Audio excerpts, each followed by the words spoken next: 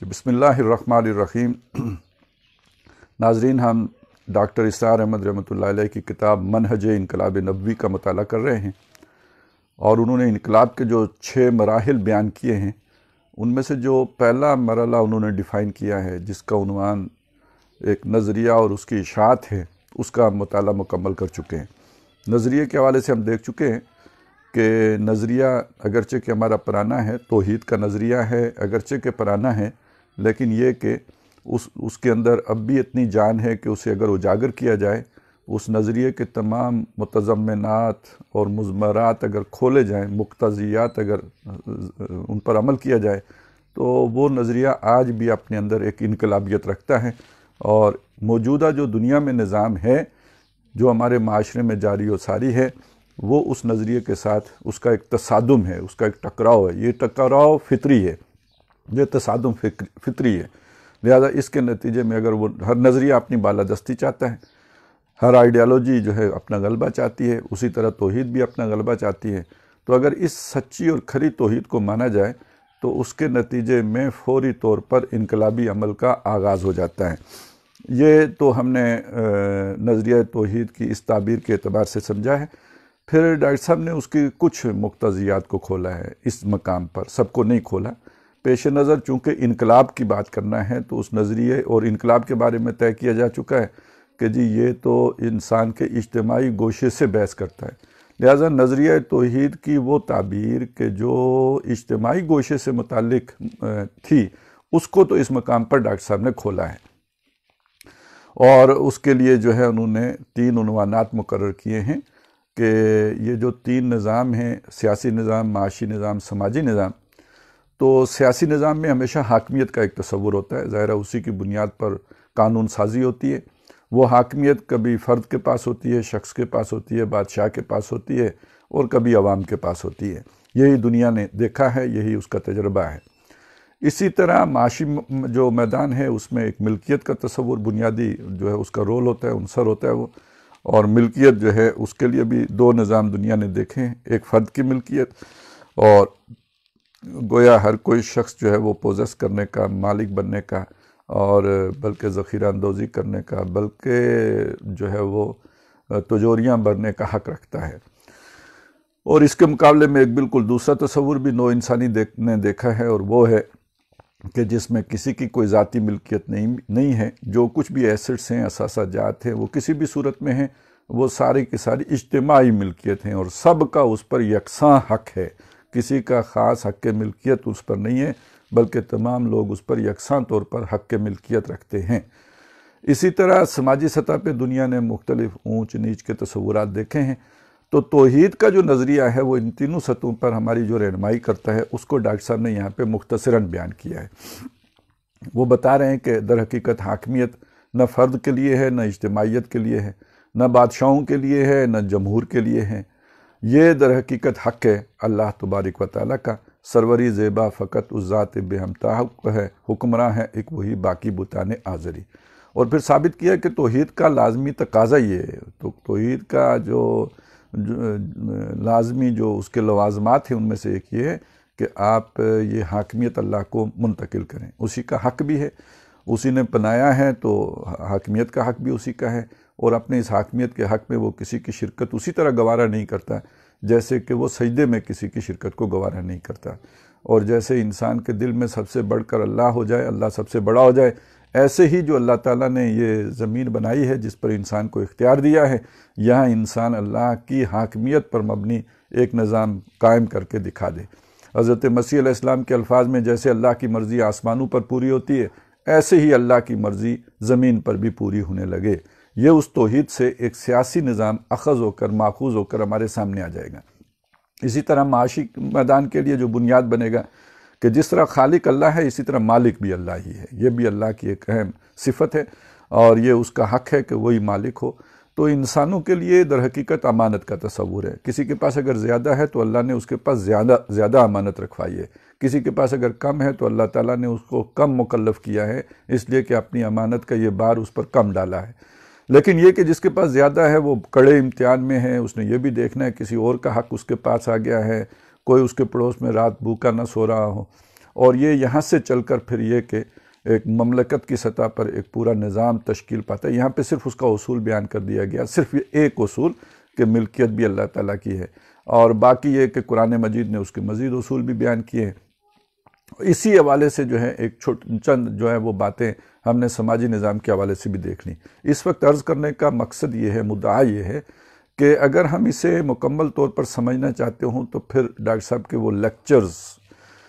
سننے ہوں گے کہ جو اس دوران سیاسی نظام پر، معاشی نظام پر، سماجی نظام پر ڈاکٹر صاحب مختلف اوقات میں جو ہے وہ ڈیلیور کرتے رہے ہیں۔ یہ 92 سے پہلے یہ اسلام کا نظام عدل اجتماعی کا عنوان ہوتا تھا، یا اسلام کا سیاسی نظام ہوتا تھا، یا اسلام کا معاشی نظام ہوتا تھا، یا اسلام کا سماجی نظام ہوتا تھا۔ 92 میں چونکہ ڈاکٹر صاحب نے تحریک خلافت شروع کی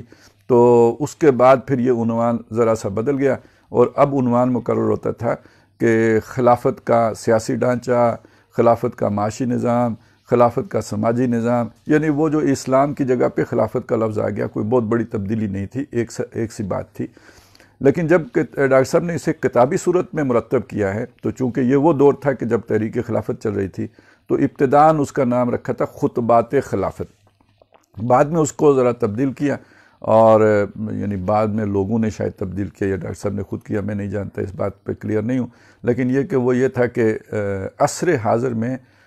نظام خلافت کے خد و خال، یعنی آج کے زمانے میں جو اب دنیا بدل کے یہاں پہنچ گئی ہے، تو ایک خلافت پہلے تھی، آج وہ خلافت کیا شکل اور کیا صورت اختیار کرے گی، انہی اصولوں کو آج کیسے امپلیمنٹ کیا جائے گا، یہ ڈاکٹر صاحب کی سوچ کا ایک مستقل حصہ ہے، اور وہ یہ سمجھتے ہیں، اور انہوں نے بیان کیا اور بارہا بیان کیا اور مختلف مواقع پر بیان کیا ہے، اور عام مجلسوں سے لے کر خاص مجلسوں تک بیان کیا ہے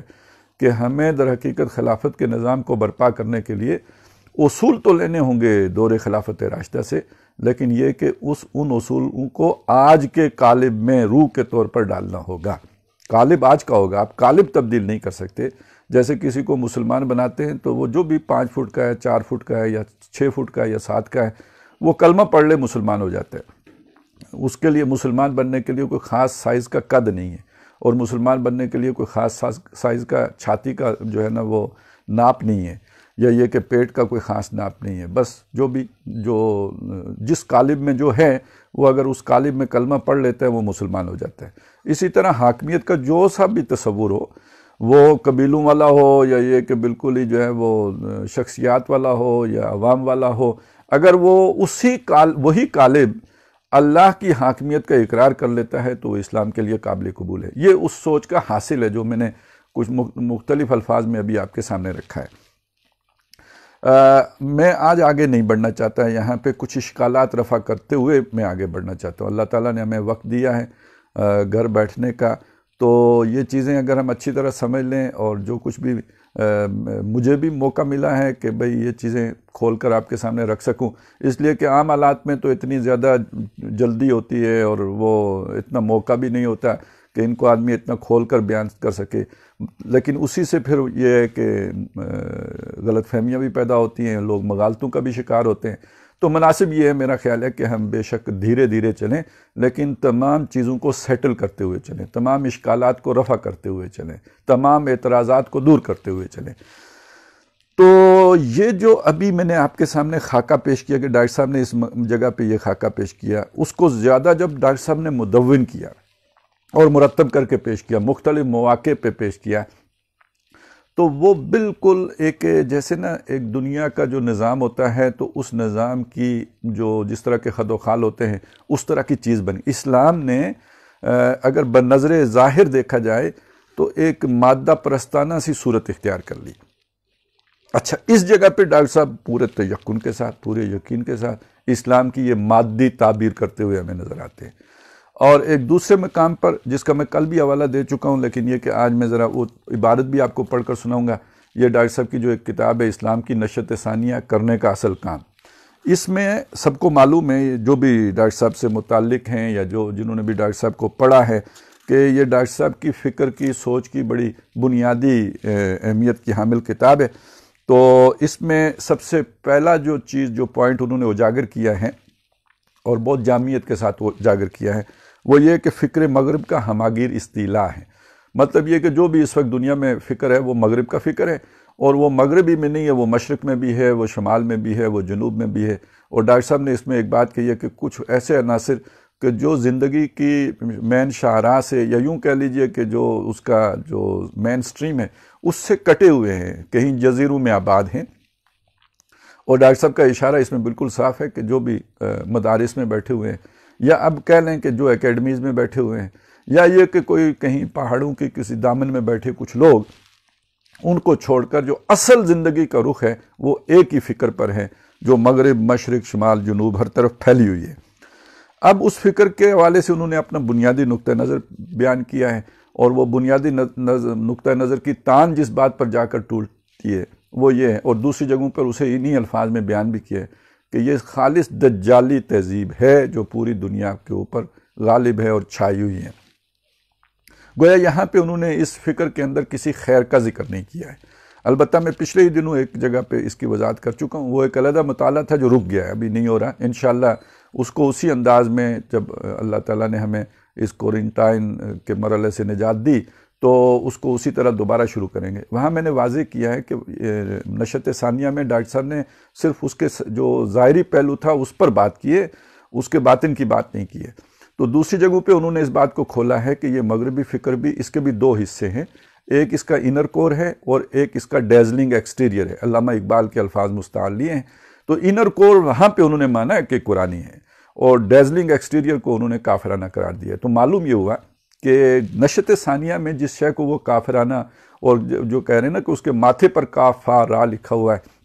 یا یہ کہ وہ دجالانہ ہے، تو در حقیقت یہاں وہ اس کے ڈیزلنگ ایکسٹیریئر کی بات کر رہے ہیں، اس کے انر کور کی بات نہیں کر رہے۔ لیکن یہ تو ایک ذیلی اور ضمنی بات تھی، اسے اسی حد تک رکھیے، یہ ہمارے اصل موضوع سے متعلق نہیں ہے۔ ہم جو اصل موضوع سمجھنے کی کوشش کر رہے ہیں اس کی طرف ہم آئیں تو یہاں یہ سمجھ لیں کہ ڈاکٹر صاحب نے اس جو مغربی فکر پوری دنیا میں پھیلا ہوا ہے، اس مغربی فکر کو انہوں نے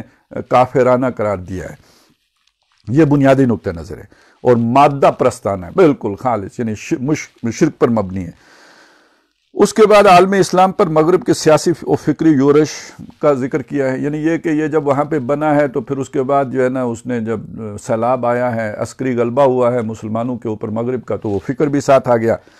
پھر اس پر جو مدافعت کی مختلف کوششیں ہوئی ہیں، دیوبند کی طرف سے ہوئیں یا جو کچھ بھی، اس کا محاصل کیا ہے۔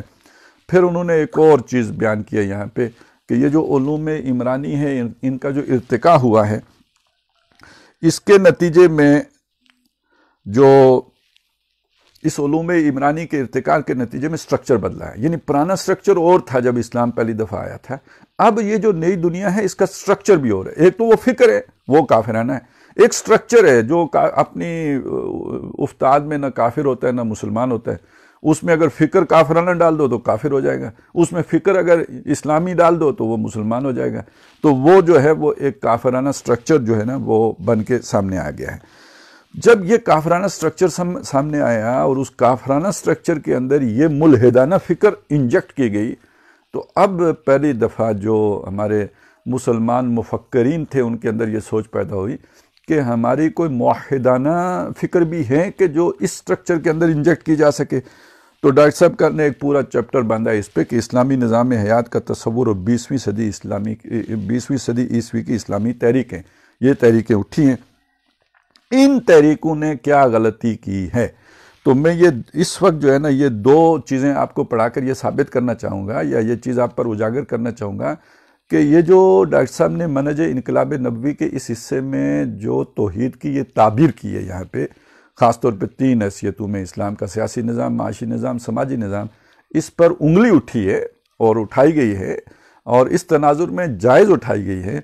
کہ یہ تو وہی تعبیر کی غلطی ہے یا تعبیر کی کوتاہی ہے، یا یہ اسلام کی وہی مادہ پرستانہ توجیہ ہے یا تعبیر ہے جو مغرب کی مرعوبیت میں کی گئی ہے۔ لہٰذا یہ دو چیزیں پہلے پوری پڑھ لیں، پھر وہ جو سوال بنتا ہے اس کو پوری طرح ہم مستحکم کر لیں، محکم کر لیں، پھر ہم اس کا جواب دیں گے انشاءاللہ تعالی۔ تو سب سے پہلے یہ جو 20ویں صدی کی اسلامی تحریکیں ہیں، ان کے حوالے سے ایک حصہ تو ہم نے وقت کم ہے، میں یہ پہلے والا حصہ چھوڑ دیتا ہوں، میں صرف تعبیر کی کوتاہی پہ آتا ہوں، کیونکہ یہ بھی تقریباً 2 سوا 2 صفحات پر مشتمل ہے، اور ہمارے پاس اتنا وقت نہیں ہے، وہ ہمارا سارا 20-25 منٹ اس پہ لگ جائیں گے۔ یہ اگر کسی کے پاس موقع ہو میسر، اور شاید یہ کہ وہ آپ کو آن لائن ملی جائے، PDF میں مل جائے، یا یہ کہ جو ایپ تنظیم نے بنائی ہے اس ایپ پہ بھی شاید آپ کو مل جائے، مجھے نہیں پتا اس میں ملے گی یا نہیں ملے گی، لیکن اگر مل جاتی ہے تو وہ والا حصہ پڑھ لیجئے گا کہ یہ 20ویں صدی میں جو تحریکیں اٹھی ہیں، ظاہر ہے یہ 1967 کی تحریر ہے، اور اس میں ڈاکٹر صاحب کہتے ہیں کہ ان تحریکوں کو چلتے ہوئے ثلث صدی ہو گئی ہے، یعنی تقریباً 33-35-30 برس ہو چکے ہوئے ہیں۔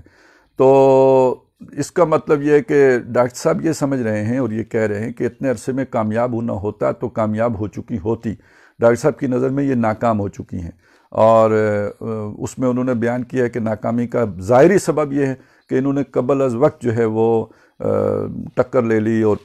ترقی پسند عناصر کے ساتھ مختلف وجوہات بیان کر کے وہ کہتے ہیں یہ تو ظاہری سبب ہے، لیکن یہ کہ ذرا دقت، یعنی اس کے لیے انہوں نے عنوان باندھا ہے تعبیر کی کوتاہی۔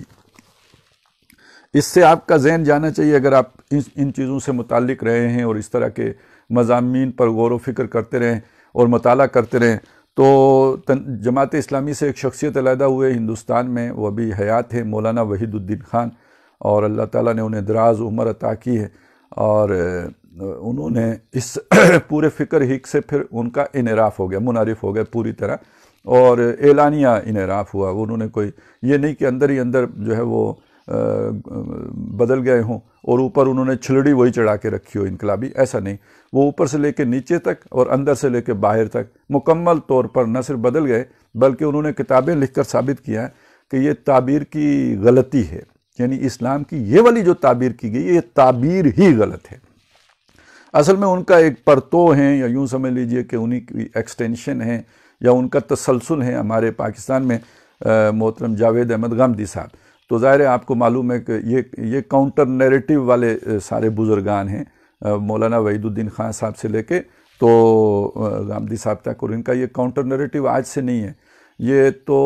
یعنی کم از کم 80 کی دہائی سے تو میں جانتا ہوں کہ ڈاکٹر صاحب کی ہر بات کا کاؤنٹر کرنا، یہی در حقیقت ان کا سارا ایک یوں سمجھے اسی اساس پر تو یہ چلے ہیں۔ اب یہ کہ بلی کے باغوں چھینکا ٹوٹا، اور 9/11 کے بعد جو کچھ ہوا اس کے بعد وہ ذرا تھوڑا، اور خاص طور پہ جب پیغام پاکستان اور 2013-14 میں پاکستان میں بھی جو ہے وہ اس طرح کی جبریت جو ہے وہ نافذ کرنے کی کوشش کی گئی، تو اس میں انہیں اپنا جو ہے وہ گرا ہوا دودھ جو ہے وہ اس سے استفادہ کرنے کا انہیں بھی پورا موقع مل گیا۔ تو اب انہوں نے کاؤنٹر نیریٹو باقاعدہ جو ہے ڈنکے کی چوٹ بیان کرنا شروع کیا۔ تو ان لوگوں کی جو تعبیر، وہ دعویٰ ہے یا جو کہنا ہے یا جو ان کا نیریٹو ہے وہ یہ ہے کہ یہ تعبیر ہی کی غلطی ہے، اور یہ اب الزام زیادہ شد و مد کے ساتھ لگتا ہے کہ یہ تعبیر کی غلطی جو ہے یہ مولانا مودودی سے شروع ہوئی ہے، گویا اس سے پہلے تھی نہیں، اور جو ذرا تھوڑا سا اور بڑا سیٹل لطیف قسم کا جن کے وہ طریقہ واردات ہوتا ہے، وہ ذرا علامہ اقبال تک بھی ہاتھ ڈال آتے ہیں، ذرا ہمت کر کے، جرأت کر کے، اور غامدی صاحب ہمارے بس جو ہے مولانا مودودی تک جاتے ہیں، کبھی کبھی کہیں اشارتاً جو ہے وہ شاہ ولی اللہ تک بھی کوشش کر لیتے ہیں، لیکن ڈاکٹر صاحب نے اسے تعبیر کی غلطی نہیں کہا، ڈاکٹر صاحب اسے تعبیر کی کوتاہی کہہ رہے ہیں۔ تعبیر کی کوتاہی یعنی جسے ہم کہہ سکتے ہیں کہ آپ نے اگر دیکھنا تھا لاہور تک اسلام آباد سے، تو آپ گجرانوالا تک دیکھ سکے یا آپ جیلم تک دیکھ سکے، یعنی ہم نے اپنا میزائل جا کے گرانا تھا کلکتہ پہ، تو وہ کہیں رستے میں ہی جو ہے وہ بیچارہ جو ہے نا وہ کسی اور ہی شہر پہ ٹپک پڑا اور وہاں ستیہ ناسی لے آیا۔ تو یہ ہوتی ہے کوتاہی، یعنی جہاں تک جانا تھا وہاں پہ نہیں گیا، وہ جیسے ایک فل لینتھ گیند ہوتی ہے جو آ کے توڑتی ہے بیٹسمین کے پاؤں کی، اور ایک جو ہے شارٹ پچ ہوتی ہے، تو یہ جو شارٹ پچ ہے جو اسے آدھے رستے میں ہی پچ کر دیا گیا ہے، یہ ہے گویا کوتاہ گیند ہے، چھوٹی گیند ہے۔ تو اسی کو سمجھ لیجئے تعبیر کی کوتاہی، یعنی وہ جس جگہ کو ایم کرنا چاہیے تھا اس سے کم پہ ایم کیا گیا ہے، یہ یعنی ڈائریکشن ٹھیک ہے، لینتھ ٹھیک نہیں ہے۔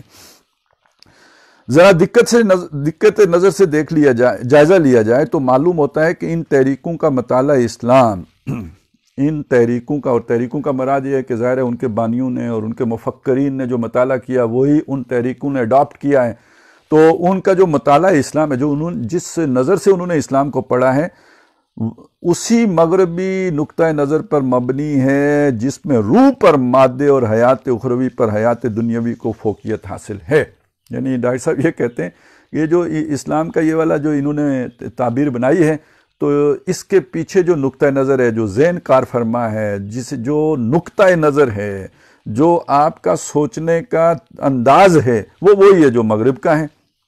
یعنی آپ نے اسلام کے اس مادی پہلو پہ ایمفیسائز کیا ہے۔ چنانچہ اسلام کے ان ماوراء الطبیعاتی اعتقادات کا اقرار تو ان کے یہاں موجود ہے، اللہ، آخرت، رسول، جس کے مجموعے کا نام ایمان ہے، لیکن انہیں کچھ زیادہ درخور اعتنا لائق التفات نہیں سمجھا گیا۔ اگر آپ منہج کا جو حصہ ہم نے پڑھ لیا ہے تو اس میں آپ دیکھیں گے تو ڈاکٹر صاحب نے پہلے تو بیان کر دیا، پھر جا کے کہیں یاد آئی، پھر اس موقع پہ انہوں نے کہا کہ یہ جو ہے نا، یہ اسلام کا یہ اعتقادی پہلو ہے، توحید کے یہ تقاضے ہیں، سجدہ اللہ کو ہو، نماز ہو، فلانا ہو، یہ ہو، وہ ہو، لیکن یہ کہ وہ اس جگہ پہ بھی دب کے آیا ہے، اور یہ وہ اعتراض ہے جو ڈاکٹر صاحب کا اپنی تحریکوں پر اٹھا رہے ہیں۔ اور نگاہیں کلیتاً اس ہدایت و رہنمائی پر مرکوز ہیں، نگاہیں کلیتاً اس ہدایت و رہنمائی پر مرکوز ہیں جو حیات دنیاوی کے مختلف شعبوں کے لیے اسلام نے دی ہیں۔ مختلف شعبے، وہی سیاسی نظام، معاشی نظام، سماجی نظام، اس کے لیے اسلام نے جو ہدایات دی اسلام نہیں ہیں، تو نگاہیں ان پر مرتکز ہو گئی ہیں۔ تو آپ اگر منہج کا جو حصہ ہم پڑھ چکے ہیں اس میں جو توحید کی تعبیر کی گئی ہے، تو وہ بھی تو ارتکاز آپ کو سارا کا سارا انہی 3 شعبوں میں نظر آئے گا، اور جن کے مجموعے کا نام اسلامی نظام زندگی رکھا گیا ہے۔ اللہ تعالیٰ کی ہستی کا اقرار تو موجود ہے، لیکن ایمان باللہ کی وہ کیفیت کے آفاق و انفس میں تناؤ وہی فاعل مطلق، مؤثر حقیقی اور مسبب الاسباب نظر آنے لگے بالکل مفقود ہے۔ آخرت کا اقرار تو کیا جاتا ہے، لیکن اس پر ایسا ایمان کہ کن فی الدنیا کانک غریب او عابر سبیل کی کیفیت پیدا ہو جائے قطعا ناپید ہے۔ رسالت کا اقرار تو ہے، لیکن محبت رسول نام کو موجود نہیں، اور مقام رسالت کا تصور زیادہ ترقی پسند لوگوں کے نزدیک تو ڈاک کے ہرکارے اور صرف اپنی زندگی میں ملت کے مرکز یعنی رابر و متاع سے زیادہ نہیں۔ یہ جو خاص طور پہ غلام احمد پرویز کا مکتب فکر ہے، اسلامی نظام حیات کی بات تو وہ بھی کرتے ہیں، لیکن یہ کہ یہاں آ کے ان کا پانی بالکل ہی مر جاتا ہے۔ اور جو سنت کے مقام سے زیادہ آگاہ ہیں، انہوں نے بھی سنت عادت اور سنت رسالت کی تقسیم سے ایسا چور دروازہ پیدا کر لیا ہے جس سے کم از کم اپنی نجی زندگیوں کی حد تک زمانے کا ساتھ دینے کی آزادی برقرار رہے۔ یہ جملہ تو خیر ایسا ہے جو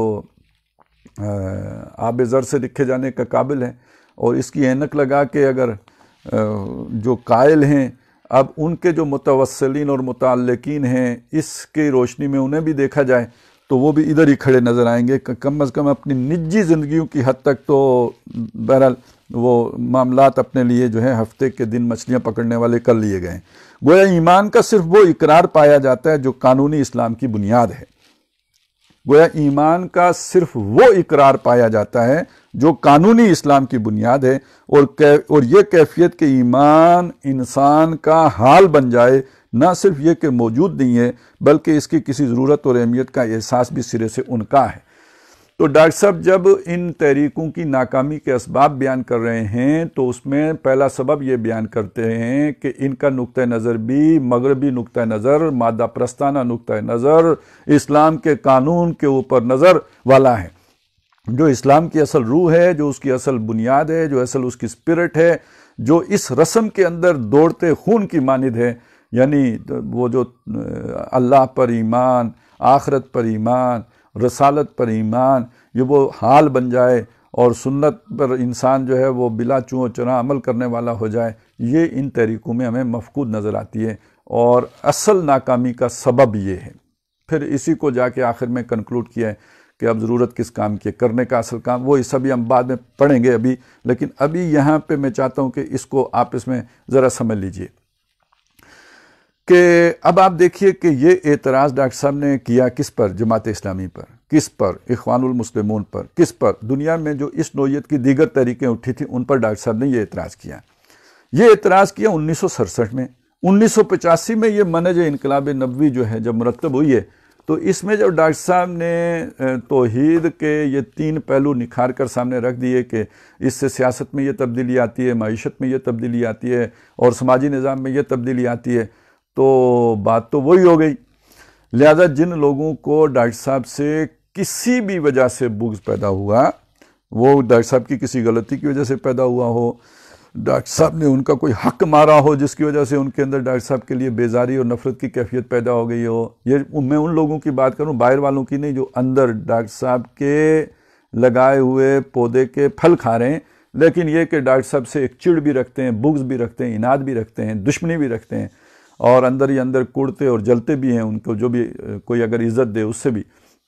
تو اس کا سبب کیا ہوا کہ کہیں کہیں ڈاکٹر صاحب نے، بہرحال انسان تھے بنائے طبع بشری، انہوں نے کسی کے ساتھ زیادتی بھی کی ہوگی، انہوں نے ہو سکتا ہے کہ آخر اگر ایک آپ نے کوئی منصب کسی نااہل آدمی کو دے دیا ہے، تو کوئی آدمی ایسا بھی تو ہوگا نا جو اپنے آپ کو اس کا اہل سمجھتا ہو۔ اب اس کا آپ نے راستہ تو کاٹا ہے، اور کاٹنے کے لیے ظاہر ہے تھوڑی بہت آپ نے کوئی نہ کوئی چالاکی بھی کی ہوگی، کچھ ٹرکس بھی لڑائی ہوں گی، جو دنیا دار جیسے دنیا میں ہوتا ہے اس طرح کچھ کیا ہوگا۔ تو اب تو دوسرے بھی سونگ لیتے ہیں ایسی باتوں کو، تو جس پہ بیتتی ہے وہ کیسے نہیں اسے معلوم ہوگا، اس پہ تو پورے نشتر چلے ہوتے ہیں۔ اب وہ اگر وہاں پی گیا، وہ برداشت کر گیا، وہ ہنس کے گزر گیا اس منزل سے، تو ایسا تو نہیں کہ اس کے دل کو کوئی چرکا ہی نہیں لگا، اس کے اندر کوئی قدورت پیدا ہی نہ ہوئی ہو، آخر وہ بھی تو کوئی فرشتہ نہیں ہے۔ اور یہ کوئی ایک آدھ ہوگا، کئی ہوں گے، کچھ زیادہ ہوں گے، تو بعض ایک حادثہ ہے، یوں کہہ لیجئے ایک ری ایکشن ہے کہ بعض حضرات میں وہ پیدا ہونا بالکل فطری سی بات ہے، اور وہ پیدا ہو گیا۔ اب اور کچھ لوگ وہ ہیں، یہ تو ایک طرح کے معاملات ہیں، کسی درجے میں مظلوم لوگوں کا معاملہ ہے، لیکن کچھ وہ لوگ ہیں کہ جن کو ڈاکٹر صاحب کے ہوتے ہوئے اپنی گڈی جو ہے وہ چڑھتی نظر نہیں آتی تھی، تو ایک جیسے حسد کی کیفیت ہوتی، خالص ایک شیطانی کام اور شیطانی بنیاد اور شیطانی احساس، اور اس کے پیچھے ایک شیطانی جذبہ، علوًا فی الارض، اپنی برتری اور بلندی اور اپنے آپ کو ہم چما دیگر نیست کی ایک کیفیت اگر کسی کے اندر ہے، وہ شعوری ہے یا غیر شعوری ہے، لیکن یہ کہ کسی کو یہ خناس اس کے دماغ میں آ گیا ہے کہ وہ کوئی شے ہے، اور اس شے ہونے کی حیثیت سے وہ بھی، اس نے بھی اپنا بھی کوئی فکر پیش کرنا ہے، اپنا بھی کوئی فلسفہ پیش کرنا ہے، میں جس رخ پر لے کے جانا چاہتا ہوں اس رخ پر کوئی جانے نہیں دیتا۔ تو اب وہ اپنا اگر کوئی فلسفہ اپنی خود پسندی کے شوق میں اور اپنی خود نمائی کے شوق میں اس نے پیش کرنا ہے، تو ڈاکٹر صاحب جیسا ایک پہاڑ ہے جو اس کے سامنے کھڑا ہے، اب کیا کرے، تو اس نے اس پہاڑ کو کوئی نہ کوئی ٹکر تو مارنی ہی ہے۔ اب اس طرح کے لوگوں کو ڈاکٹر صاحب کی اس طرح کی باتوں پر انگلی رکھنے کا موقع ملا، انہوں نے یہ باقاعدہ اعتراض اٹھایا۔ یہ اعتراض اٹھانے والے کون کون ہیں، میں کیا کیا عرض کروں، لیکن یہ کہ وہ بھی ہیں کہ جو بڑے بڑے مناصب پر فائز ہیں، اور ظاہر ہے یہ ڈاکٹر صاحب کی کمائی ہے جو کھائی جا رہی ہے، یہ بڑے بڑے مناصب پر فائز ہو کر جو یہ باتیں کر رہے ہیں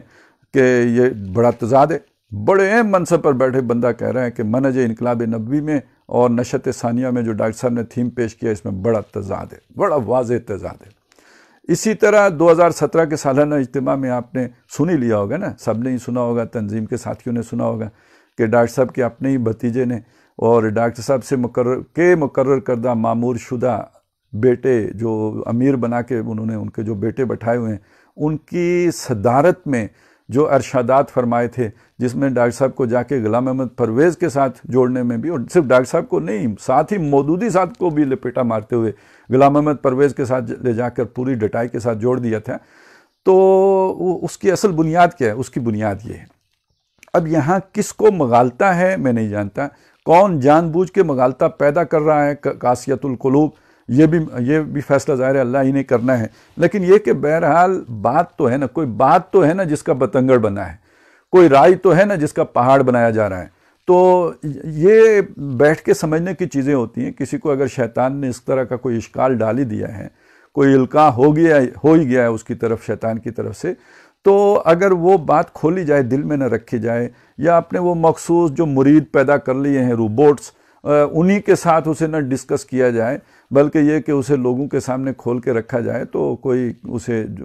ہو سکتا ہے رہنمائی بھی دے دے، سیدھی رستہ بھی دکھا دے۔ کسی کی بات سے بھی کبھی کبھی رہنمائی ملی جاتی ہے، تو بہرحال سمجھدار لوگ تو اپنی بات کو لاؤڈ تھنکنگ کے درجے میں لوگوں کے ساتھ ڈسکس کرتے ہیں، کہ تاکہ اگر اس میں کچھ ابہام ہے، کچھ اس میں کوئی مغالطہ ہے تو وہ دور کیا جا سکے۔ تو بہرحال پہلی بات تو یہ سمجھ لیجئے کہ یہاں پہ جو آگے چل کے جو ڈاکٹر صاحب نے بات کی ہے نا، اب یعنی اس کا جو حل پیش کیا پہلے اس کی طرف آ لیں۔ یہ جو ہے نا کرنے کا اصل کام، احیاء اسلام کی شرط لازم تجدید ایمان، اسلام کی بنیاد ایمان پر ہے اور احیاء اسلام کا خواب ایمان کی عمومی تجدید کے بغیر کبھی شرمندہ تعبیر نہ ہو سکے گا۔ یہ نوٹ کر لیجئے کہ جب تک ایمان کی عمومی تجدید، عمومی عوامی سطح پر جب تک اس کی تجدید نہیں ہوگی، مسلمان ممالک کی سیاسی آزادی اور خود اختیاری بھی یقیناً بہت اہم ہے۔ مسلمان آزاد ہو گئے، بہت بڑی بات ہو گئی الحمدللہ، اور اس سے بھی ایک حد تک اسلام کی نشت ثانیہ کی راہ ہموار ہوئی ہے۔ اب یہ والا حصہ وہ ہے جو تنظیم اسلامی کا جو تاریخی پس منظر میں ڈاکٹر صاحب نے احیاء اسلام جو مستقبل میں ہونا ہے اس کی جو تدریج بیان کی ہے اس کے ایک پہلو سے بحث کر رہا ہے۔ اسی طرح اسلامی نظام زندگی کا تصور اور اس پر ایک بہتر نظام حیات ہونے کے اعتبار سے اعتماد بھی ایک حد تک مفید اور قابل قدر ہے۔ یہ جو کام ہوا ہے یہ بھی برا نہیں ہے، یہ بھی بڑا اچھا ہو گیا ہے کہ مسلمانوں کے اندر اپنے نظام کے بارے میں ایک اعتماد پیدا ہو گیا ہے، اور جن تحریکوں کے ذریعے یہ پیدا ہوا یا ہو رہا ہے ان کی صحیح و جود بھی احیاء اسلام ہی کے سلسلے کی ایک کڑی ہے۔ ٹھیک ہو گیا، یہاں آ کے ڈاکٹر صاحب نے ان کو ان کا حصہ دے دیا۔ یہاں مسلم لیگ کو بھی حصہ مل گیا کہ اس نے ملک آزاد کرایا، یہاں جماعت اسلامی اخوان کو بھی حصہ مل گیا کہ انہوں نے یہ جو تصور دیا ہے اسلامی نظام حیات کا، اگرچہ کہ یہ تعبیر کی کوتاہی ہے ڈاکٹر صاحب کے نزدیک، اس میں تعبیر کی کوتاہی ہے ڈاکٹر صاحب کے نزدیک، لیکن یہ کہ بہرحال ایک کنٹریبیوشن تو ہے نا، ایک حصہ تو اجاگر ہو گیا ہے، لیکن اصل اور اہم تر کام ابھی باقی ہے۔ کہتے ہیں اتنا ہو گیا، ابھی بہت بڑا کام ہے جو باقی ہے، اور ضرورت اس امر کی ہے کہ عالم اسلام کے تمام سوچنے سمجھنے والے لوگ یعنی انٹلیکچوئلز اس امر کی جانب متوجہ ہوں، اور جنہیں اس کی اہمیت کا احساس ہو جائے وہ اپنی تمام تر صحیح و جہد کو اس پر مرکوز کر دیں۔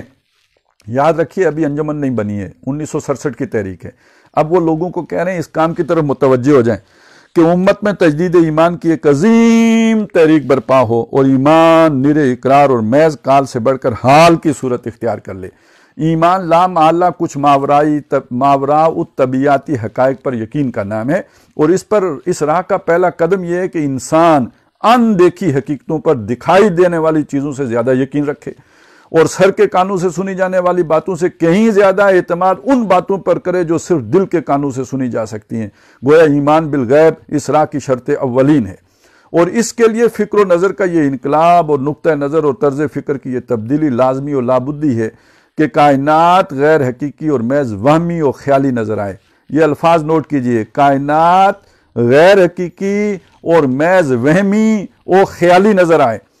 لیکن ذات خداوندی ایک زندہ جاوید حقیقت معلوم ہو، کائنات کا پورا سلسلہ نہ از خود قائم معلوم ہو، نہ کچھ لگے بندے قوانین کے تابع چلتا نظر آئے۔ یہ اصل میں سر سید پہ تنقید ہو رہی ہے، بلکہ ہر آن و ہر سمت ارادہ خداوندی و مشیت ازدی کی کارفرمائی محسوس و مشہود ہو جائے، مادہ حقیر و بے وقت نظر آئے لیکن روح ایک حقیقت کبریٰ معلوم ہو، انسان کا اطلاق اس کے جسد حیوانی پر نہ ہو بلکہ اس روح ربانی پر کیا جائے، یعنی یہ بھی تو ایک مادہ ہے نا، یہ باڈی، اس کے اندر وہ روح ربانی ہے جس پر کیا جائے، جس کی بدولت وہ مسجود ملائک ہوا۔ حیات دنیاوی فانی اور ناپائیداری نہیں بلکل غیر حقیقی اور بے وقت معلوم ہو، اور حیات اخروی ابدی اور سرمدی اور حقیقی اور واقعی نظر آنے لگے۔ یہ سارا جو بھی ایک آپ کو الفاظ نظر آئیں گے وہ بات وہی ہے کہ ایمان اجاگر کیا جائے، اور اس کے بغیر یہ کام نہیں ہو سکتا۔ یہ ٹاسک ہے جو آگے ہم نے کرنا ہے۔ اس مقصد کے لیے پھر ڈاکٹر صاحب نے انجمن خدام القرآن بنائی تھی، اور اس میں ذکر ہے آگے چل کے، میں اس وقت وہ پڑھ نہیں پا رہا وقت کی تنگی کی وجہ سے، کہ در حقیقت مسئلہ کیا ہے۔ مسئلہ یہ ہے کہ جو عوامی سطح پر تجدید کا کام تو تبلیغی جماعت نے شروع کر دیا ہے، اس کا ذکر کیا ہے ڈاکٹر صاحب نے، لیکن یہ کہ جو اس ملک کے، اس قوم کے یا دنیا کی سطح پر جو ایک سمجھدار لوگ ہیں، دانشور لوگ ہیں، جو انٹلیکچول مائنورٹی کے الفاظ ڈاکٹر صاحب نے استعمال کیے ہیں، جو ایسے لوگ ہیں، ان لوگوں کا معاملہ یہ ہے کہ جب تک ان کے اندر ایمان نہیں آئے گا اس وقت تک یہ کام نہیں ہو سکے گا۔ اور یہ والے وہ لوگ ہیں کہ جن پر ایمان، جو جذباتی اپیلوں سے، وعظوں سے، نصیحتوں سے جو ایمان جو ہے وہ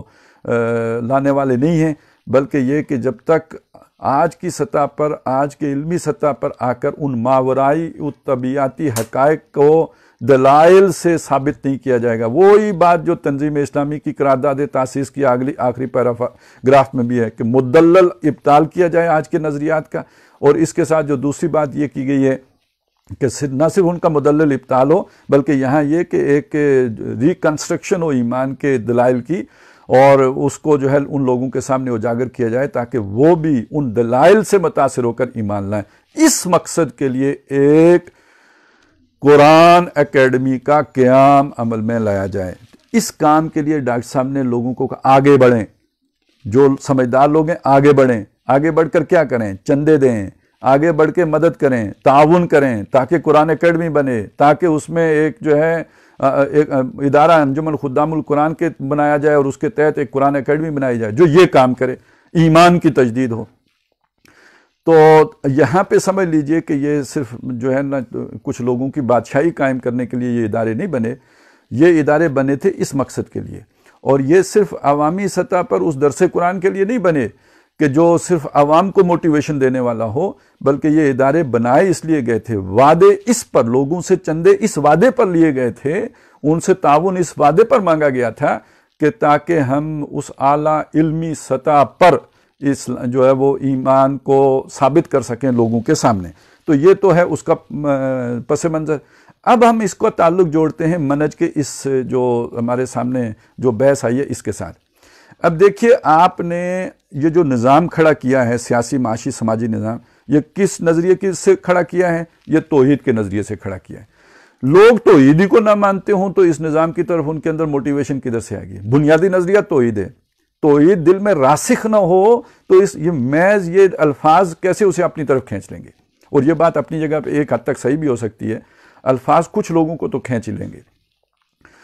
لیکن یہ بھی کہا جا سکتا ہے کہ دنیا میں انقلاب جو فرانس میں آیا تو ظاہر ہے وہاں پہ کوئی اسپرچول جذبہ تو نہیں تھا، نہ مادہ پرستانہ جذبہ ہی تھا، اور جو روس میں آیا تو اس میں بھی کوئی اسپرچولیٹی نہیں تھی، بس مادیت ہی مادیت تھی۔ تو سمجھ لیجئے کہ بہرحال انقلاب جب بھی آتا ہے تو اس کی ایک بنیاد تو بہرحال انسانی ہمدردی بنتی ہے، اور اس انسانی ہمدردی کے جذبے، وہ بھی ایک اسپرچول جذبہ ہے، اس کو اگر آپ تقویت دے دیں تو اس کے نتیجے میں لوگ قربانیاں دینے کے لیے تیار ہو جاتے ہیں اور ایک مادی انقلاب برپا ہو جاتے ہیں۔ اور اگر ڈاکٹر صاحب کی سارے تجزیے کو درست مان لیا جائے تو پھر بھی آپ دیکھیں نا اخوان میں اور جماعت اسلامی میں لوگوں نے کیسی کیسی قربانیاں دی ہیں، کس طرح اپنے عہدے چھوڑے ہیں، اپنے پروفیشن چھوڑے ہیں، اپنی جانیں قربان کی ہیں، تو قربانی کا جذبہ تو پیدا ہو جاتا ہے۔ لیکن یہ کہ بہرحال آپ نے اگر جیسے اصل بات جو ہے جو ڈاکٹر صاحب نے وہاں پہ کی تھی وہ یہ تھی کہ اگر آپ کے پیش نظر کوئی روحانی انقلاب برپا کرنا ہو، یعنی آپ کے انقلاب کے پیچھے کچھ اسپرچولیزم بھی موجود ہو، تو پھر اس تربیت میں وہ شے بھی شامل کرنی پڑے گی۔ جب آپ منہج انقلاب بیان کریں گے تو اس کا ظاہر مادی پہلو آئے گا، اس کی رسم یا جیسے نماز بھی ہے تو اس کے بھی دونوں پہلو ہیں، ایک اس کا ظاہر ہے، اس کا تعدیل ارکان ہے اور یہ رکوع سجود وغیرہ وغیرہ ہیں، ایک اس کا باطن ہے، خشوع و خضوع ہے۔ جب ایک فقہی بحث کرے گا تو وہ خشوع و خضوع سے بحث نہیں کرے گا، اس نے تو بحث ساری اس کے رسم سے کرنی ہے۔ اسی طرح جب آپ انقلاب کی بات کریں گے تو آپ توحید کے اسی پہلو سے بحث کریں گے کہ جو اس کے ظاہر سے متعلق ہے، جو سیاسی معاشی سماجی نظام دیتا ہو۔ لیکن یہ کہ جب ایز اے ہول دیکھیں گے تو پھر اس میں آپ اس اسپرٹ کو بھی داخل کرنے کی کوشش کریں گے۔ اب یہ وہ اسپرٹ ہے جو ڈاکٹر صاحب کی نگاہوں سے کبھی بھی اوجھل نہیں تھی، اور یہ وہ ربط ہے جو نشأت ثانیہ اور منہج انقلاب نبوی کے درمیان ہے۔ اسپرٹ کیا ہے؟ وہ ایمان برننگ فیتھ بن جائے۔ اسپرٹ کیا ہے؟ کہ وہ ایمان حال بن جائے۔ اسپرٹ کیا ہے؟ یہ کائنات وہمی اور گمانی نظر آنے لگے۔ گما آباد ہستی میں یقی مرد مسلمان کا، بیاباں کی شب تاریک میں قندیل راہ بانی، یہ اسپرٹ ہے۔ تو ڈاکٹر صاحب نے اس جگہ پہ تو ٹھیک ہے نظام حیاتی کو بیان کیا ہے، لیکن یہ جو ڈاکٹر صاحب نے ایمان پر زور، اس کے جو لیکچرز دیے آپ کو معلوم ہے، پوری ایک کتاب اتنی جو اسی کے برابر ہے یا اس سے کچھ ہی کم ہوگی کہ ایمانیات پر پوری ایک کتاب مدون ہو گئی ہے، اور ہمیشہ ڈاکٹر صاحب اس پہ معذرات کراتے رہے قرآن اکیڈمی کی سطح پر، انجمن کی سطح پر۔ تو وہ بعد والے لوگوں سے نہیں ہوئے تو لوگ بھول بھی چکے ہیں کہ ایسا بھی کچھ ہوتا تھا، لیکن یہ کہ ایمان پہ معذرات ہوتے تھے، پھر یہ کہ ایمانیات پہ ڈاکٹر صاحب نے لیکچرز ڈیلیور کیے۔ پھر یہ جو رجوع القرآن اور دورہ ترجمہ قرآن اور یہ سارا کچھ جو ہے یہ کیوں ہے؟ تاکہ وہ اسپرٹ پیدا کی جا سکے. تو یہ تو ڈاکٹر صاحب تو ان دونوں چیزوں کو ساتھ ساتھ لے کے چلیں. اب اسی کے ساتھ ایک چیز اور بھی ہے کہ یہ جو آپ نے ایک انقلابی تصور دے دیا ہے معاشی سیاسی سماجی نظام کا، اس توحید ایک طرف تو وہ توحید مستحکم سے مستحکم ہوتی چلی جائے، وہ حال بن جائے، اور دوسری طرف یہ ہے کہ اس سے ایک ایسا جو تصور بنا دیا گیا ہے توحید کو ایک مسئلہ علم کلام. تو اب توحید کے نتیجے میں جو انسان کے اوپر عبادت عائد ہوتی ہے اس کا بھی مفہوم بس اتنا ہے، آپ نے 5 وقت آدھا گھنٹہ لگا کے نماز پڑھ لی تو بس توحید کے تقاضے پورے ہو گئے. یہی مقتضیات ہیں جو سامنے آ گئی. یا یہ کہ اس کے آگے یہ ہے کہ کسی استھان پہ نہ جاؤ، کسی درگاہ پہ نہ جاؤ، کسی کو سے مدد نہ مانگو، سجدہ غیر اللہ کو نہ کرو، بس اتنا اللہ اللہ خیر صلی اللہ. تو اب یہ بھی بتانا ہے کہ نہ بھائی اتنا نہیں ہے. اللہ پورے کے پورے دین اسلام میں داخل ہوگے. اللہ للہ الدین الخالص، اللہ کو خالص اطاعت چاہیے، اللہ کے تمام احکامات کو مانو گے، اللہ کے پورے دین پر عمل کرو گے تو توحید کا تقاضا پورا ہوگا. اللہ تب اسے قبول کرے گا. نہیں تو افتؤمنون ببعض الکتاب وتکفرون ببعض فما جزاء من یفعل ذلک منکم الا خزی فی الحیاۃ الدنیا ویوم القیامۃ یردون الی اشد العذاب. اب یہ دین کا پورا ایک جامع تصور بھی ڈاکٹر صاحب نے کھول کے نمایاں کر کے لوگوں کے سامنے رکھ دیا. یہ دین کا جامع تصور ہے، یہ توحید کا لازمی تقاضا ہے. تو اب آپ دیکھیے، آپ انقلاب لانا چاہتے ہیں، آپ نے 3 پہلوؤں سے کام کیا ہے. ایک طرف آپ نے بتایا کہ یہ جو توحید ہے اس سے یہ سیاسی معاشی سماجی نظام ہے جو برآمد ہو کے آپ کے سامنے آ گیا، یہ خطبات خلافت ہیں. دوسری طرف آپ نے یہ بتایا یہ جو توحید ہے یہ اس کا تقاضا یہ ہے کہ آپ کے دینی فرائض یہ ہیں، آپ نے دین کو قائم بھی کرنا ہے. تو قائم کرنے کے لیے ضروری ہے کہ آپ جب قائم ہوگا تو کیا ہوگا وہ بتائیں نا، آج بتائیں. وہ کل کیسے بتائیں گے؟ کل پتہ نہیں آپ کس چاول خانے میں لے جا کے ڈالیں گے. تیسری طرف یہ ہے، اور یہ الفاظ میں آپ کو سنا رہا ہوں 1967 کے ہیں اور یہ میں آپ کو دوبارہ سناتا ہوں. تیسری طرف یہ ہے کہ انسان کا یعنی اس کے لیے شرط اول یہ ہے کہ اس کے لیے فکر و نظر کا یہ انقلاب اور نقطہ نظر اور طرز فکر کی یہ تبدیلی لازمی و لابدی ہے. یعنی اس کے اندر، اس کے فکر میں، یہ اس کی سوچ میں، اس کے ذہن میں یہ تبدیلی آ جائے، اس کا نقطہ نظر یہ بن جائے یہ کائنات غیر حقیقی اور محض وہمی ہے. تو یہ بات اگر کہی گئی ہے تو اب آپ نے ثابت بھی کرنی ہے، یہ اجاگر بھی کرنی ہے، ٹھونکنی بھی ہے نا لوگوں کے ذہنوں کے اندر. تو اب آپ کو سمجھ میں آیا کہ یہ وحدت الوجود کا جو سارا جو ڈاکٹر صاحب اس کو سپورٹ کرتے تھے اور اس کی دلیل دیتے تھے، اس کو سمجھاتے تھے، تو کیوں سمجھاتے تھے؟ اسی نظریے کے تحت یہ کائنات وہمی اور خیالی اور گمانی ہے نا. تو اب اسے ثابت تو کرنا ہے. اور یہ بہرحال یہ تو ڈاکٹر صاحب کا بڑا اہم کنٹریبیوشن ہے اس میدان میں جو ڈاکٹر صاحب نے دیا ہے. اور یعنی جس چیز کی قدر کی جانی چاہیے تھی، جسے جو سر کا تاج اور ماتھے کا جھومر بنانا چاہیے تھا، سب سے پہلے اسے پاتال میں پھینکا گیا. تو اس کی قدر ہی نہیں کی گئی، اس گور کو پہچانا ہی نہیں گیا. اور دنیا جو ہے اعلیٰ یعنی دہریت اور الحاد وہ اس کی طرف بڑھتا نظر آ رہا ہے. لیکن یہ کہ جو معاہدین ہیں وہ عین اس وقت سجدے میں گر گئے جب وقت قیام آیا. تو بہرحال یہ چیزیں محض کوئی علمی جو ہے نا وہ جگالی کرنے کے لیے نہیں تھیں، یہ کوئی ذہن کی تسکین کے لیے نہیں تھیں، یہ کوئی محض جسے کہتے ہیں نا ذہنی عیاشی کے لیے چیزیں نہیں تھیں، بلکہ یہ ضرورت، اس انقلاب کی ضرورت کے طور پر تھیں تاکہ اعلیٰ ترین علمی سطح پر توحید کا احقاق کیا جا سکے، اسے ثابت کیا جا سکے، تاکہ وہ ایک ذہین و فطین انسان کے دماغ میں بھی ایک حقیقت بن کر جاگزیں ہو جائے. تو یہ بھی کوئی اس سوچ سے، اس فکر سے الگ تھلگ نہیں تھا، بلکہ یہ تو ڈاکٹر صاحب کی بڑی کمٹمنٹ ہے کہ جو بات انہوں نے 1967 میں کہی اسی کے ساتھ آخری دم تک وہ کام بھی کرتے رہے. اب آپ یہ 2 چیزیں ذہن میں رکھیں، ایک ایمان کا حال بن جانا، اور نمبر 2 یہ کہ یہ فرائض دینی کا تصور راسخ ہو جانا. یہ ساری رجوع الی القرآن کی تحریک اس کے لیے ہے، سارا کام اس کے لیے ہے. یہ سارا جو آپ دورہ ترجمہ قرآن کراتے ہیں، یہ منتخب نصاب پورا دیکھ لیں، یہ کس کے لیے؟ اس کے پیچھے 2 مقاصد ہیں، ایمان راسخ ہو جائے اور یہ کہ فرائض دینی کا حقیقی جامع تصور لوگوں کے سامنے آ جائے، قرآن مجید کی روشنی میں سامنے آ جائے. یہی تو توحید کا لٹریچر ہے. اور اسی توحید کا ایک تیسرا تقاضا یہ ہے کہ سیاسی سطح پر یہ تبدیلی آئے، سماجی سطح پر یہ تبدیلی آئے، معاشی سطح پر یہ تبدیلی آئے. یہ ہے وہ پیکج. اور اس میں روح کی حیثیت کیا ہے؟ روح کی حیثیت ہے ایمان کو، ایمان باللہ، ایمان بالآخرہ، ایمان بالرسالت۔ اس کے لیے ہیں وہ لیکچر جو ایمانیات، جسے کہتے ہیں علمی مباحث ہیں۔ یہ علمی مباحث نہیں ہے، یہ اس پیکیج کا حصہ ہے، اور اس کے لیے روح کی حیثیت، اس کے لیے اسپرٹ کی حیثیت، وہ کمی جو ان تحریکوں میں تھی اس کی حیثیت اس میں اس کو حاصل ہے۔ اور اس کے ساتھ ساتھ جو دوسری چیز یہ ہے کہ جامع تصور، تاکہ جن کے اندر وہ ایمان داخل ہو جائے، انہیں یہ معلوم ہو کہ اس ایمان کے مقتضیات کیا ہیں، تقاضے کیا ہیں، پھر ہمیں اپنی عملی زندگی میں کیا تبدیلی لانی ہوگی، کیا فرائض ہیں جو ہمیں بجا لانے ہوں گے، اور پھر یہ کہ انہی فرائض میں سے جو تیسرا فرض ہے اللہ کا دین قائم کرنا، تو اس کی شکل، وہ توحید کے ساتھ اس کا تعلق کیا ہے، سیاسی نظام یہ ہوگا، معاشی نظام یہ ہوگا، سماجی نظام یہ ہوگا۔ تو یہ وہ چیزیں ہیں کہ جو میں نے چاہا کہ کلیئر ہو جائیں۔ ڈاکٹر صاحب کو مفکر تو مانا جاتا ہے، اور مفکر وہی ہوتا ہے کہ جس کی سوچ میں، فکر میں یوں سمجھیے کہ وحدت ہوتی ہے، اس کی ساری چیزیں جو ہوتی ہیں وہ ایک لڑی میں پروئی ہوئی ہوتی ہیں، وہ بکھری ہوئی نہیں ہوتی، وہ ایک دوسرے سے لا تعلق اور غیر متعلق نہیں ہوتی، بلکہ یہ کہ وہ آپس میں جو ہے وہ جڑی ہوئی ہوتی ہیں۔ جیسے کہ آج اگر آپ نے توجہ سے یہ باتیں سنی ہوں تو آپ کے سامنے یہ بات آ گئی ہوگی کہ یہ پوری طرح آپس میں انٹرلنکڈ ہیں، مربوط ہیں، اور ایک دوسرے کے ساتھ بالکل ان کے درمیان جو ہے ایک جوڑ اور آپس میں ربط و تعلق ہے۔ تو اگر آپ کا کوئی سوال ہے تو میں وہ لے لیتا ہوں۔ ابھی تک تو میرے پاس اس کا سوال تو آج کا تو کوئی بھی نہیں آیا، تو کل کے سوالات میں سے کچھ اگر ہے تو دیکھ لیتے ہیں۔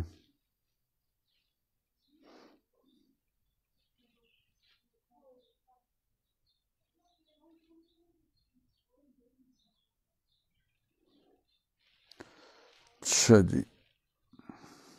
ایک سوال کل کیا گیا ہے، جو پہلے کیا گیا تھا، کہ جدید دنیا میں سرمایہ دار طاقتور اور موجودہ نظام کا لاڈلا بچہ ہے۔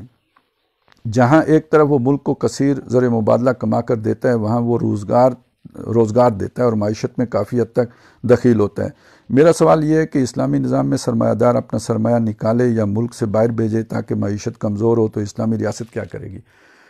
ویسے دیکھیں، جو ہمارے ملک کی سطح پر سرمایہ دار ہے نا، تو اس کا بھی استحصال ہوتا ہے، اس لیے کہ دنیا گلوبل ہو چکی ہے، اور اس گلوبل ورلڈ میں اصل سرمایہ دار تو جو بھی ہے وہ کہیں خفیہ ہی بیٹھا ہوتا ہے، وہ حکومتوں میں نظر نہیں آتا، وہ ملکوں کی سطح پر نہیں ہے، وہ باؤنڈری لیس ان کا وجود ہے۔ تو وہ ساری دنیا کے سرمایہ دار کا بھی استحصال کرتا ہے۔ ہمارا سرمایہ دار بھی بیچارہ، اس اعتبار بیچارہ کے لفظ اس تناظر میں کہہ رہا ہوں، ہمارے اعتبار سے تو وہ بھی بڑا ظالم سرمایہ دار ہے، لیکن یہ کہ عالمی سطح پہ دیکھا جائے تو وہ بھی بیچارہ ہے، اس کو بھی ناحق ٹیکسز دینے پڑتے ہیں، اور ایک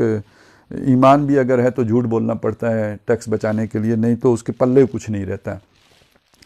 تو اگر حقیقی اسلامی نظام آتا ہے تو ہمارے ملک کے حد تک سرمایہ دار کا بھی فائدہ ہے، اور آپ یقین جانیے کہ اوس پڑوس سے بھی سرمایہ دار آ کے ادھر انویسٹمنٹ کرنے کے لیے تیار ہوں گے۔ اسلام نے زیادہ پروٹیکشن دی ہے، بڑا آسان کام رکھا ہے۔ دیکھیں نا، آپ کو سرمایہ دار سے لینا کیا ہے؟ سرمایہ داری کا تو ٹھیک ہے آپ خاتمہ کر دیں گے، جو انویسٹر ہوتا ہے نا، اس کو سرمایہ داری کی اس قسم سے بحث نہیں ہوتی ہے جس میں وہ سود لے رہا ہوتا ہے۔ اس کی زیادہ تر جو ہے وہ معاملہ ہوتا ہے، اس نے انویسٹ کرنا ہوتا ہے۔ جب وہ انویسٹ کرنا ہوتا ہے تو اس نے نفع کو دیکھنا ہوتا ہے۔ تو ہمارے ملک میں سرمایہ دار زیادہ تر وہ ہے جو انویسٹ کرتا ہے، اور وہ سود والا جو ہے نا، وہ کچھ لوگ ہیں، وہ چھوٹے پیمانے پہ ہیں۔ بڑے لوگ تو اپنا پیسہ لگا کے کہیں نہ کہیں مل بناتے ہیں، کارخانہ بناتے ہیں، کسی اور جگہ پہ لگاتے ہیں، تو اسے ہم سرمایہ کاری کہیں گے، یہ سرمایہ داری نہیں ہے۔ اب اس کے بعد معاملہ یہ شروع ہوتا ہے سرمایہ کاری میں کہ سب سے بڑا مسئلہ آ جاتا ہے ٹیکسوں کا مسئلہ۔ ٹیکسوں کے مسئلے کو اسلام نے بڑی جو ہے نا خوبصورتی سے ہینڈل کیا ہے کہ ہمیں اس سے لینا دینا ہی نہیں، بھائی صاحب آپ نے کتنا کمایا ہے، کتنی سیل کی ہے، کتنا جو ہے ان فلو ہے، کتنا آؤٹ فلو ہے، جائز صاحب آپ خود حساب کریں، آپ کا منشی جانے، آپ جانیں، ہمیں اس سے کیا غرض ہے؟ ہم نے یہ دیکھنا ہے آج آ کے کہ آپ کے پاس اتنا مال پڑا ہوا ہے، یہ ہم نے اس کو حساب لگانا ہے، یہ نصاب سے زیادہ ہے تو ہمیں 2.5% کے حساب سے جو ہے زکوٰۃ دے دیجئے، اللہ خیر صلی اللہ، آپ کو نفع ہوا ہے اس سال دگنا نفع ہوا ہے، نصف نفع ہوا ہے، یا آپ کا نقصان ہو گیا ہے، یہ آپ اور آپ کا سرمایہ جانے، ہمیں آپ 2.5% دے دیجئے۔ اور وہ کلیکٹ کر لے گا. اب دیکھیے اس کے لیے کوئی بئی کھاتے رکھنے کی ضرورت نہیں, کوئی اسپیشل اکاؤنٹنٹ رکھنے کی ضرورت نہیں, بس ایک حساب ہوا 2.5% اموال ظاہرہ پر وہ 2.5% حکومت کو دے دیے, اللہ اللہ خیر صلی اللہ, یہاں بات اتنی ہوگی. باقی یہ کہ حکومت کی طرف سے آپ پہ یہ پابندی ہوگی کہ جی آپ نے کوئی سودی لین دین نہیں کرنا ہے, آپ نے سود پہ اپنا پیسہ نہیں دینا ہے, انویسٹ جتنا مرضی کریں, اس پر کوئی پابندی نہیں ہے. اور یہ کہ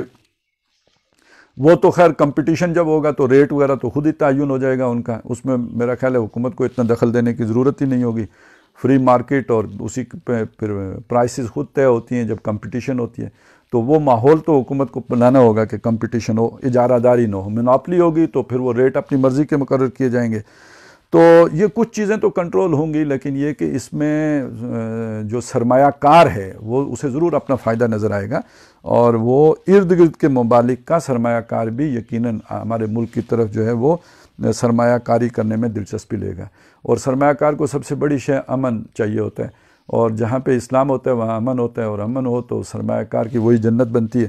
تو اسلام سرمایہ کاری کی نفی نہیں کرتا, وہ سرمایہ داری کی نفی کرتا ہے کہ سرمایہ محض ایک عامل ہونے کی حیثیت سے نفع کما رہا ہو, اس کے ساتھ محنت کو شامل نہ کیا جا رہا ہو, جبکہ سرمایہ کاری میں بہرحال محنت بھی اس کے ساتھ شامل ہو جاتی ہے. تو امید یہ ہے کہ وہ دور جانے کی بجائے مزید قریب آئے گا. ایک صاحب نے تبصرہ کیا ہے کہ تنظیم والوں کے لیکچر سن کر انسان کو یقین ہو جاتا ہے کہ اس کے جنت میں جانے کا کوئی چانس نہیں ہے. اس پر میں یہ بلا تبصرہ ہی تبصرہ سن لینا چاہیے, لیکن یہ کہ خیر دیکھیے بات یہ ہے کہ دیکھنا یہ چاہیے جو بندہ بات کر رہا ہے وہ اپنے پاس سے کر رہا ہے تو پھر تو ٹھیک ہے, آپ کو کسی نے سمجھایا ہے جنت جانے میں کا طریقہ تو اس پر آپ یقین رکھیں, وہ امید قائم رکھیں. لیکن اگر وہ اللہ کی کتاب سے بات کر رہے ہیں تو پھر بھائی اتھینٹک بات تو وہی ہے نا. یہ آپ کو کسی نے گولی دی ہوئی ہے اور وہ اس نے اپنی دکان چمکانے کے لیے آپ کو جنت میں جانے کا کوئی سوکھا راستہ بتایا ہوا ہے, تو وہاں جا کے اگر وہ خدا نخواستہ غلط نکلا تو پھر ہم کیا کریں گے.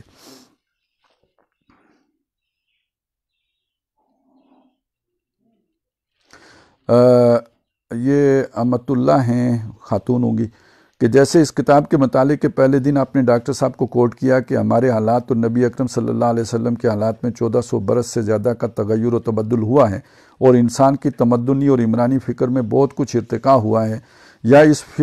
فرق و تفاوت کی وجہ سے کہیں کہیں کچھ اجتہاد کرنا ہوگا. تو اس سوچ کے مطابق تاریخ میں پہلے عورتوں نے کبھی اتنا علم حاصل نہیں کیا, اور نہ ہی اپنے حقوق کا اتنی شدت سے پہلے مطالبہ کیا ہے. نت نئے فتنوں کے اس دور میں عورت رہنمائی کی متلاشی ہے, اور وہ اپنے منطقی سوالات کا منطقی جواب چاہتی ہے. وہ معاشرے میں ایک کردار ادا کرنا چاہتی ہے. کیا اس عورت کے لیے ایک انقلابی تحریک میں اللہ کے تعین کردہ دائرے میں رہتے ہوئے کوئی رول یا کردار ہے؟ کیا اس کی تربیت اور ایجوکیشن کے لیے کوئی جگہ ہے؟ کیا اس کے لیے انقلابی مرد حضرات کی نگرانی میں کوئی نصاب ممکن ہے؟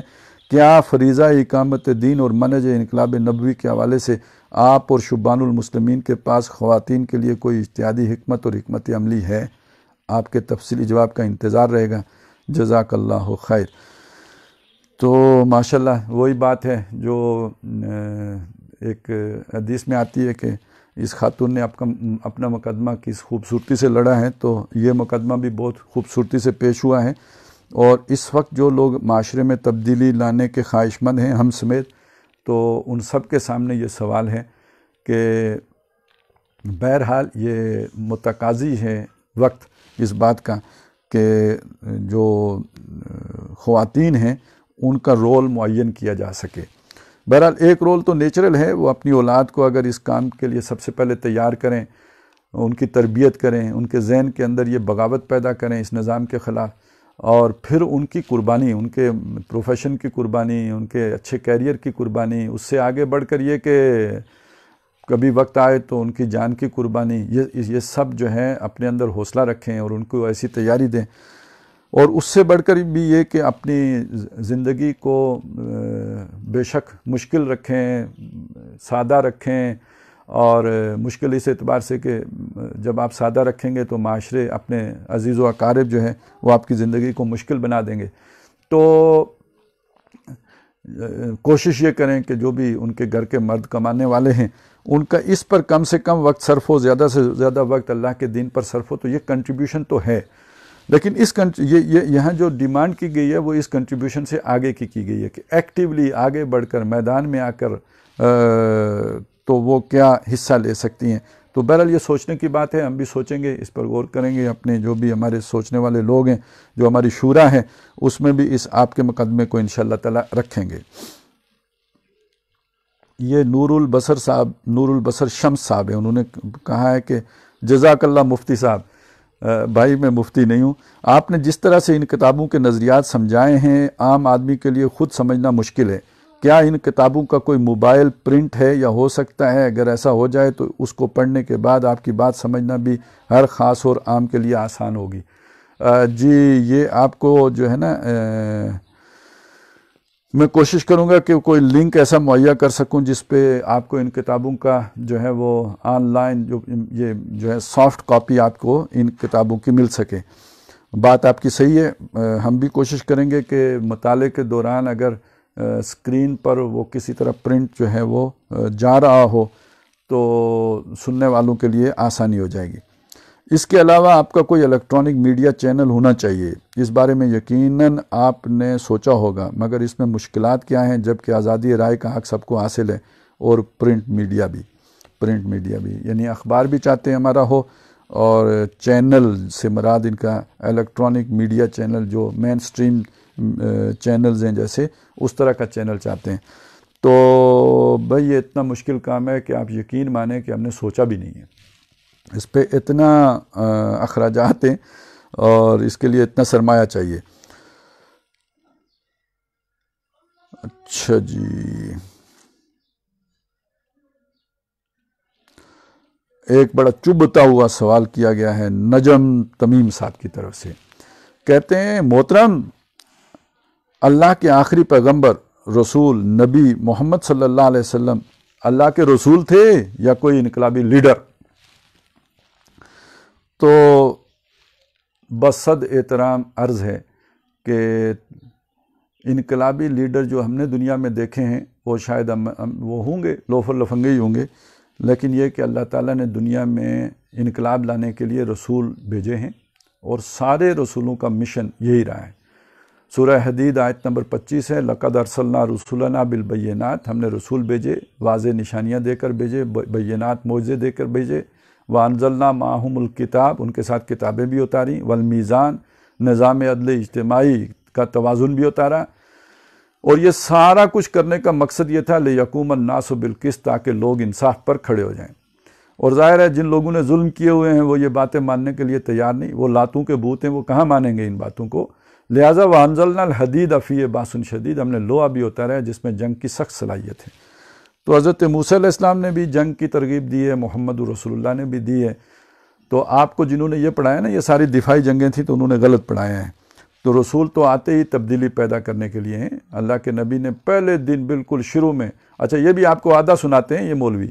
کہ جو آپ کو کہتے ہیں کہ آپ نے کہا قولوا لا الہ الا اللہ تفلحوا، کہو لا الہ الا اللہ فلاح پا جاؤ. یہیں جملہ ختم نہیں ہوتا ہے، وَتَمْلِكُ الْأَرْضَ وَالْعَجَمَ، فلاح پا جاؤ اور عرب اور عجم کے حکمران بن جاؤ، بادشاہ بن جاؤ. تو پتہ لگا نا کہ یہ بالکل شروع کی باتوں میں سے ہے. اور اسی طرح آپ نے یہ بھی فرما دیا تھا وَأُمِرْتُ لِأَعْدِلَ بَيْنَكُمْ، مجھے حکم دیا گیا تمہارے درمیان عدل قائم کروں. میں یہ صرف تمہیں کلمے پڑھانے نہیں آیا ہوں بلکہ اس کلمے کے مقاصد سے بھی آگاہ کرنے آیا ہوں، اور صرف آگاہ کرنے نہیں آیا ہوں، وہ کر کے دکھانے آیا ہوں. اور کلمے کے مقاصد میں یہ شامل ہے کہ ایک جو ہے وہ جس میں لوگوں کو برابر حقوق ملیں، ایک ایسا معاشرہ تشکیل دے کے جاؤں. تو یقیناً نبی اکرم صلی اللہ علیہ وسلم اللہ کے رسول تھے، اور رسول ہونے کی حیثیت سے یہ تبدیلی لانا ان کے ذمے تھا، اسی کے لیے ان کی بعثت ہوئی تھی. هو الذی ارسل رسولہ بالہدی ودین الحق، وہی اللہ جس نے بھیجا اپنے رسول صلی اللہ علیہ وسلم کو الہدا یعنی قرآن دے کر، ودین الحق اور سچا دین دے کر، لیظہرہ علی الدین کلہ، تاکہ وہ اس دین کو کل کے کل نظام زندگی کے اوپر غالب کریں. تو یہ غالب کرنا ہی انقلاب کہلاتا ہے. اگر آپ کو پسند نہ ہو تو علیحدہ بات ہے. جی بس جزاک اللہ، بہت شکریہ سننے کا، سماعت فرمانے کا. انشاءاللہ کل پھر ملاقات ہوگی. السلام علیکم ورحمۃ اللہ وبرکاتہ.